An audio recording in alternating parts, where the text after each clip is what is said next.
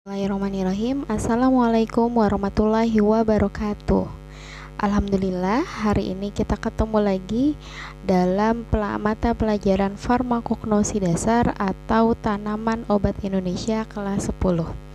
Semoga masih semangat dalam belajar dan menuntut ilmu ya, dan juga menyimak materi-materi selanjutnya.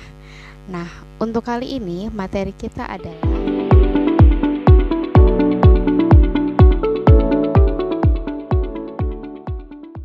kita masuk dalam bab 3 pengelolaan Simplicia. Bisa kalian buka bukunya, kita menggunakan buku dengan penerbit Pilar Media. Kita buka halaman 21 tentang bab 3 yaitu pengelolaan Simplicia. Dengan subjudul yang pertama adalah penanganan dan pengelolaan saat panen dan pasca panen. Sebelumnya, kalau tadi di judul itu adalah pengelolaan Simplicia. Apa sih Simplicia? Kita flashback kembali. Simplicia adalah bahan alamiah yang digunakan sebagai obat yang belum mengalami pengolahan apapun juga, atau berupa bahan yang telah dikeringkan. Dan kemudian nanti Simplicia itu akan bermanfaat sebagai obat. Seperti itu. Tujuannya kenapa dilakukan adanya penanganan dan pengelolaan saat panen dan pasca panen, itu ada 3 tujuannya. Kita bisa lihat juga ya di halaman 21, itu ada memperoleh bahan baku yang memenuhi standar mutu.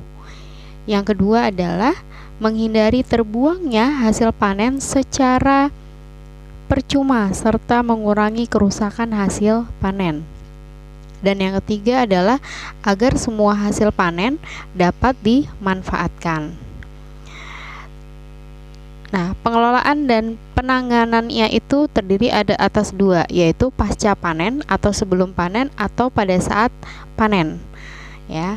Nah, pada pasca panen itu bisa mempengaruhi adalah bagian-bagian tanaman obat.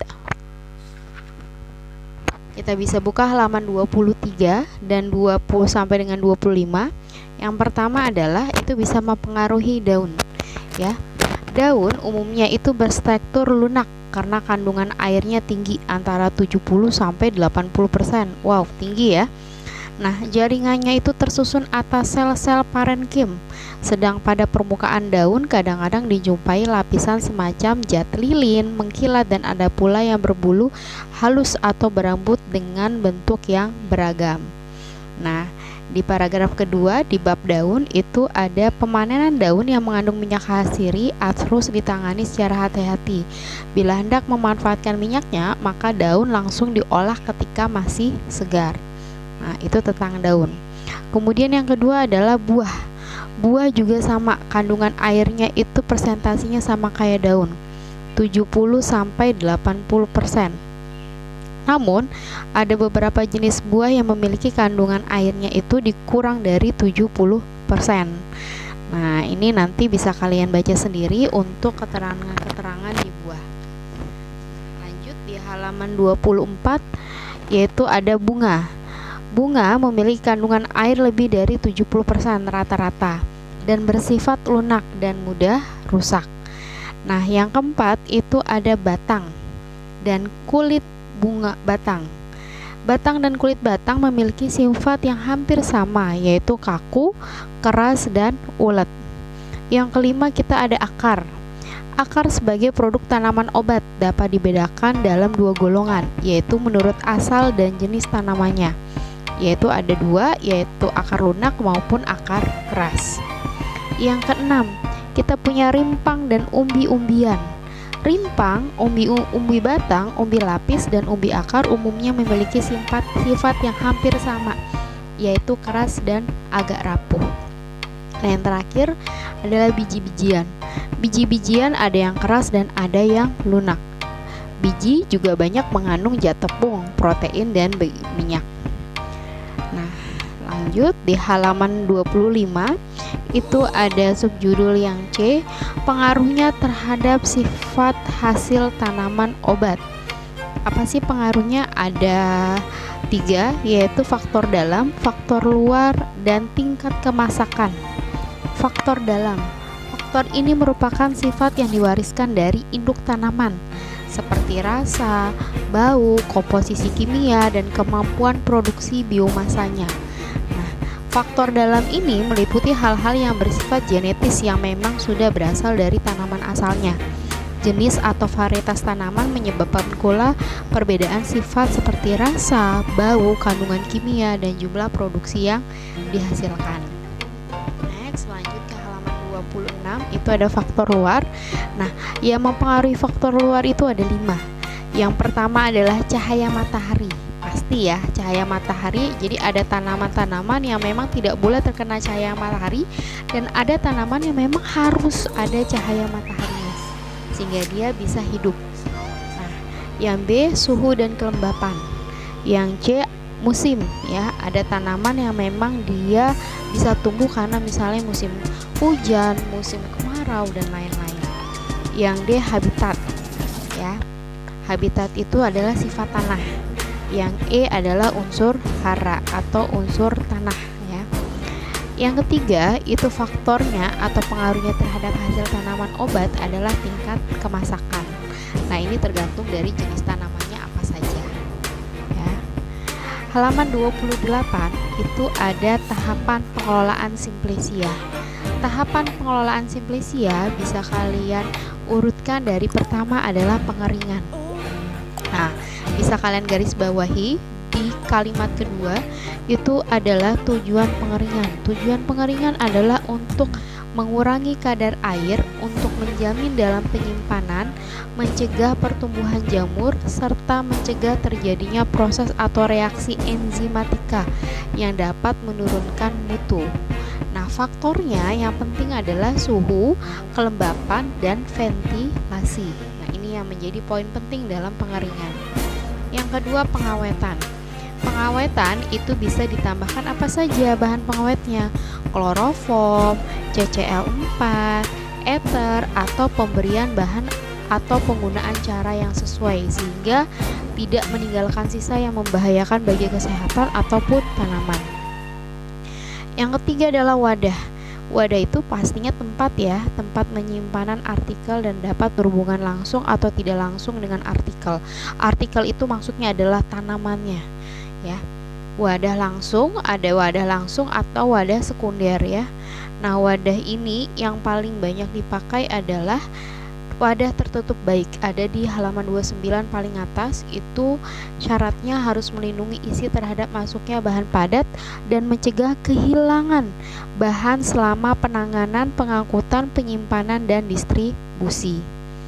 Selanjutnya, suhu penyimpanan. Nah, suhu penyimpanan ini ada kategorinya. Ada dingin, ada sejuk, ada suhu kamar, ada hangat, ada panas berlebih. Nah, kalau dingin itu ada suhu tidak lebih dari 8 derajat Celcius. Itu lemari pendingin yang mempunyai suhu antara 2 sampai 8 derajat Celcius.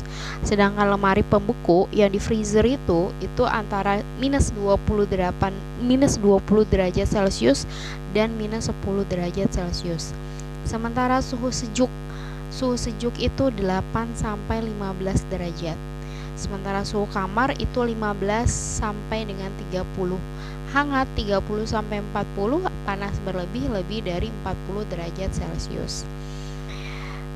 Yang kelima itu ada tanda dan penyimpanan. Tanda itu misalnya kalau obat bebas itu tandanya apa? Obat bebas terbatas itu apa? Obat keras itu apa? Narkotik, psikotropik itu apa? Itu ada tanda-tandanya ya. Dan penyimpanannya begitu juga.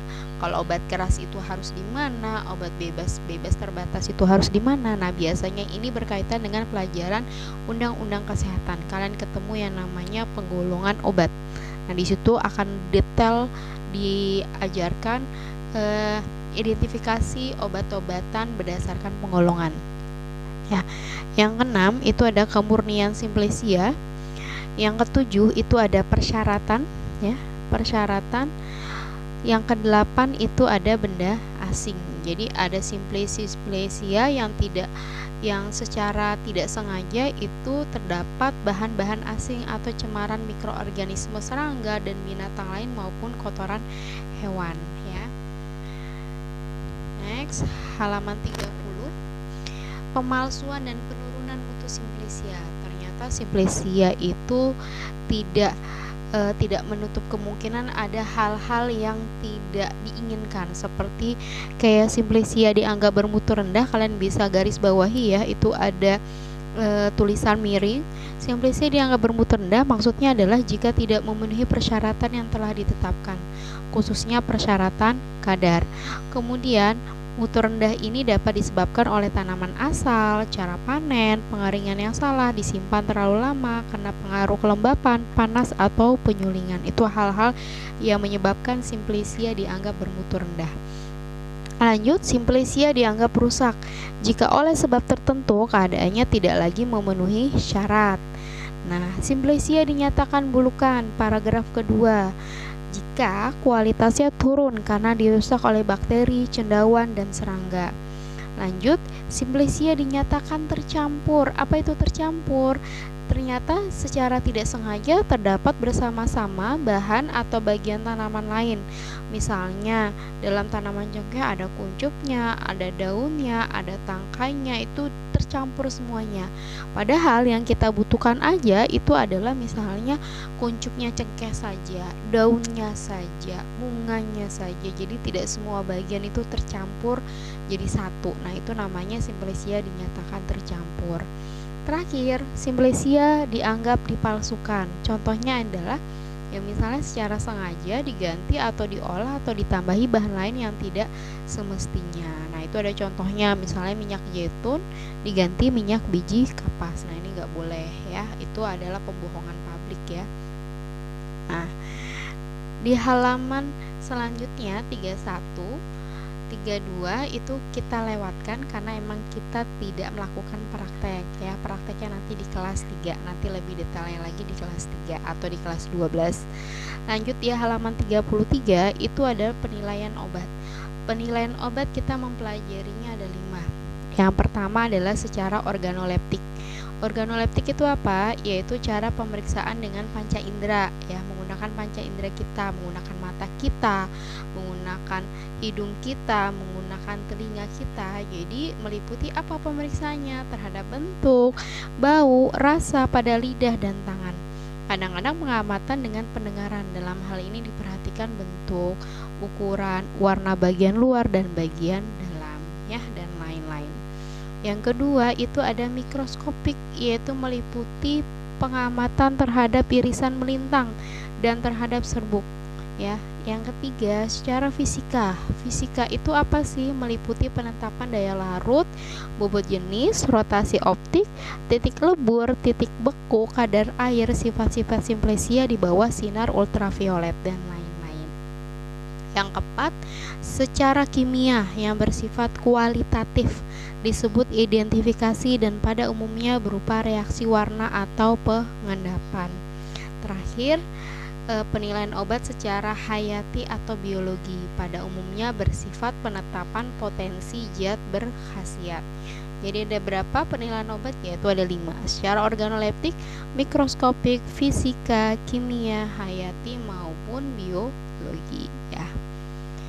Oke, terima kasih. Hari ini kita sudah mempelajari tentang pengelolaan ya, tentang pengelolaan tanaman obat atau pengelolaan Simplicia baik saat panen maupun saat pasca panen. Semoga bisa memahami. Terima kasih. Wassalamualaikum warahmatullahi wabarakatuh.